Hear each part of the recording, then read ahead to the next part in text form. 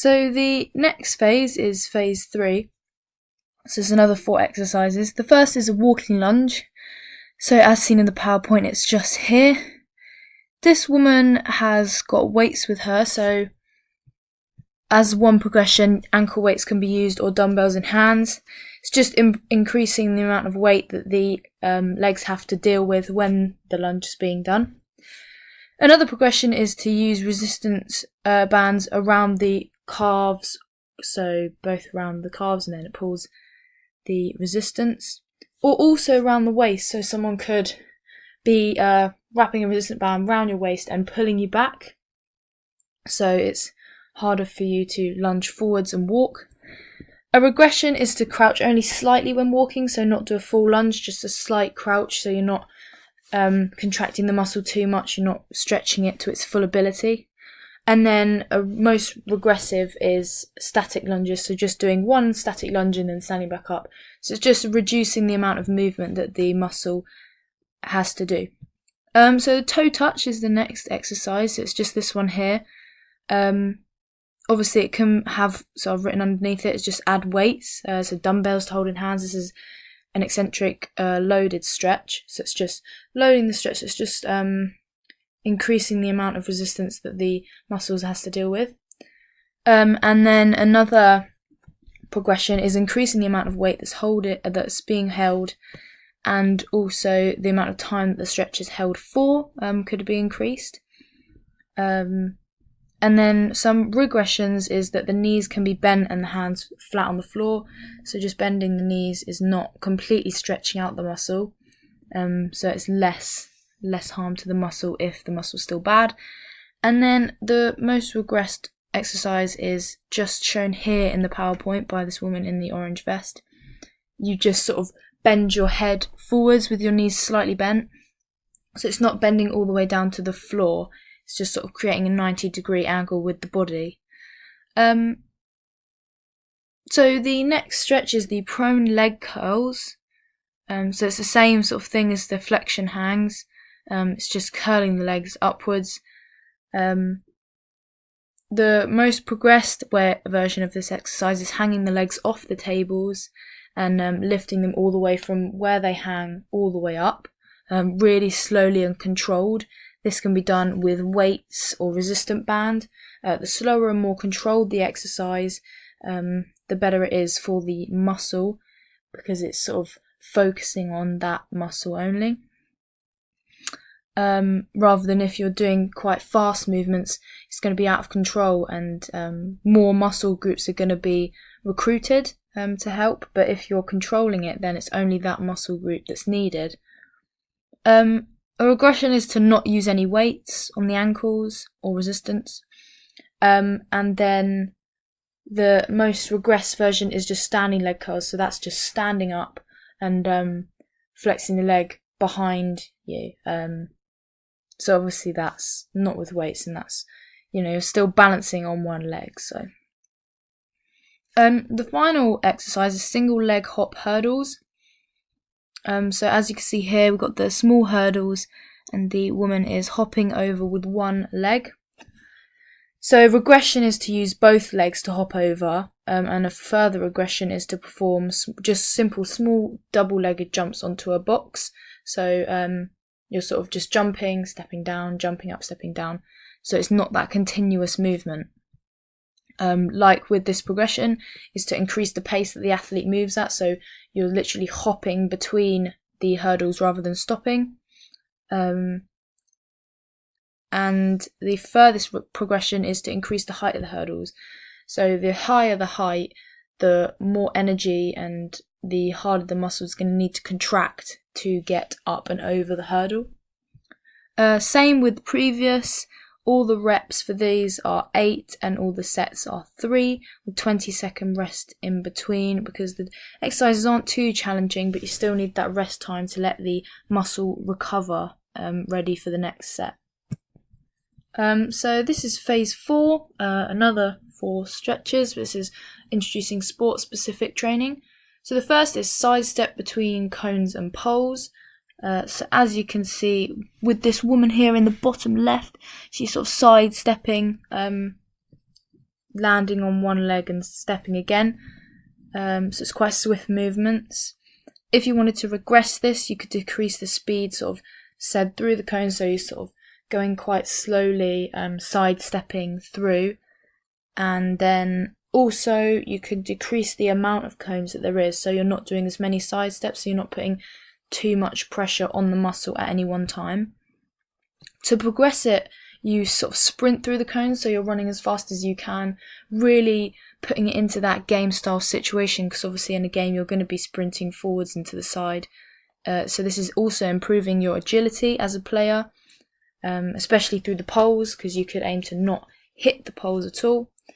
And then a further progression is to introduce the use of a ball. So as well as sidestepping, you could sort of just dribble through the poles, as well as sidestepping, or just simply dribbling through.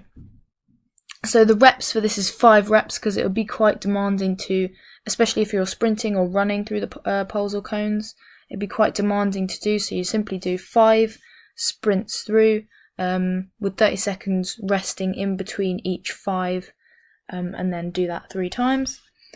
The next exercise is hopping, so holding these hops for 2 seconds. So as you can see, this woman here, up here on the top right, is hopping forwards. To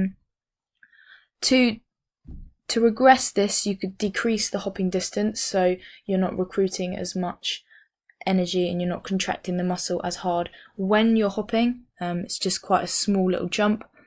Also, don't hold the body in the hopping position, so just hop quite quickly forwards, so it's slightly uncontrolled, putting less pressure on the single muscle group to control it. To progress the exercise, you could hold the hop for 5 seconds, so you hold that hop position, balancing on one leg. Obviously this is increasing stability and balance for the athlete, because in a game style situation you're going to need to balance on one leg, potentially if you're getting pushed off the ball, or if you're running and you slightly lose balance, you're going to want to regain that as quickly as you can. And then hold the hop, and then sort of maybe run into with the ball, So you're hopping forwards, you're holding it, and then on the last one you hold, and then you sprint, get the ball, maybe pass or shoot or something like that. This again is 5 reps and 3 sets with 30 seconds rest in between for the same reasons as above. The next exercise is high knees. So as is shown by the woman in the red leggings here, so simply just high knees. You could increase the break in between each knee lift, so you're sort of doing it really slowly. So one knee lift, bring it down, have a second, next knee, bring it up, bring it down. Just to regress it, to make it a bit easier. And then also this could be completed at walking pace, so you're not sort of running through it, so it's not putting too much stress on the body as overall. To progress it, you can kick the knee, so get the knee up and then kick through. So the example stretch is kick down the door. So as you can see, this woman's kind of doing it here. She would then kick forwards rather than bring her foot straight down. And then also to progress it, you could just kick through as if you're shooting. So obviously that's going to be the movement he's using during the football games. He's going to be running and kicking through, and obviously shooting, passing. So it's those sorts of movements. So that's why I've done the reps for 10 for this one, because it's quite simple, just doing sort of 10 high knees, 5 on each. And also because he really needs to focus on being able to do that quickly, because it's going to be most important during his game. And then 3 sets for each of these and 30-second rest in between each set. The next exercise is ladder runs. So as you can see here, she's just doing steps through the ladder. So she's stepping in and out from side to side, both backwards and forwards. So that's to progress it. She can go side to side, so in one and out the side, and then forward. So sort of going diagonally up and then come diagonally back down. It's just focusing on all sorts of movements and awareness. So she can then, he can then focus on looking over his shoulder to check there's not a player behind him, for example. It's just getting back into that mindset of the game. And then to progress it even further, They could do the same thing, but then run onto a ball and pass it forwards and then run backwards through the ladder.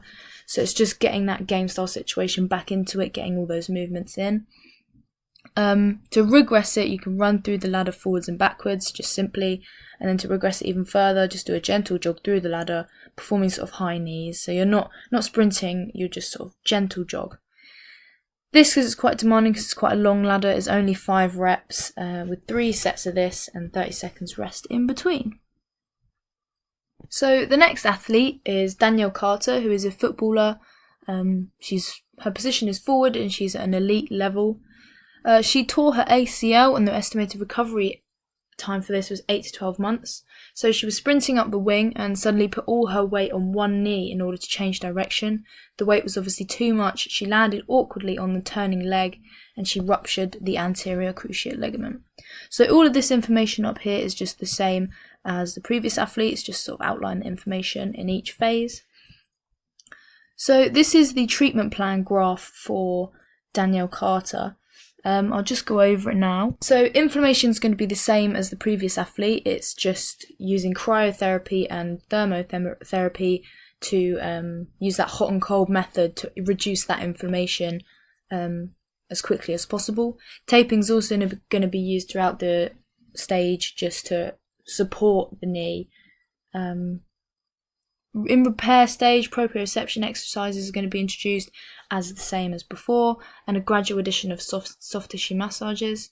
The use of thermotherapy and cryotherapy is going to be reduced slightly during the stage, and strength training will be used. So it's all very similar to the previous athlete because it's similar sort of injuries.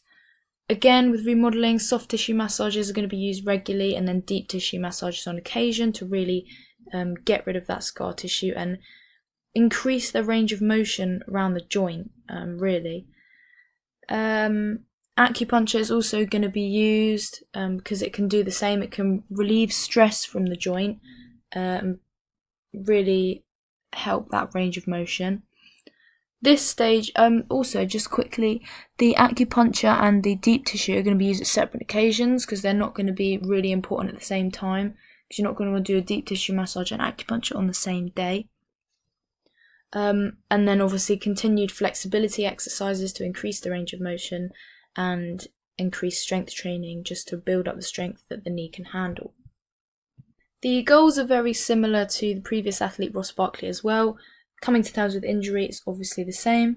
Wearing a knee support at all times if possible, just to really support the knee and give it as much support as it can get, because if it didn't have support then it has a chance of sort of, potentially collapsing. Perform correct stretches every morning and night, as the same as before. As starting to attend gym sessions, so gradually increasing the amount of gym sessions that are attended with the first team. So medium term goals are getting back into full-time gym and training, so it's only 4 days a week. And also being able to complete a VO2 max test, so for example the Harvard step test, which would really, really help with the knee as well, just stepping up and down and testing the heartbeat at the end, the heart rate, sorry. So that's just to improve just to sort of test that the cardiovascular endurance isn't completely dropping. Play a full competitive game with the reserves team and then start a first team game and play at least 60 minutes. That's just getting back into the flow of playing football again. Sort of testing out how the injury's getting on, because you don't want to chuck her straight back into a first team game and her get injured again because of the high standard. So that's why this is the long-term goal, to get back into the starting lineup and play 90 minutes for the first team like she was doing before the injury occurred. Same as before really, aiming to stay regularly involved in football every week, sort of every game either being started or on the bench, comes on, comes off, whatever, as long as she's being involved in the football and continuing with attending training every week and getting fully back to fitness.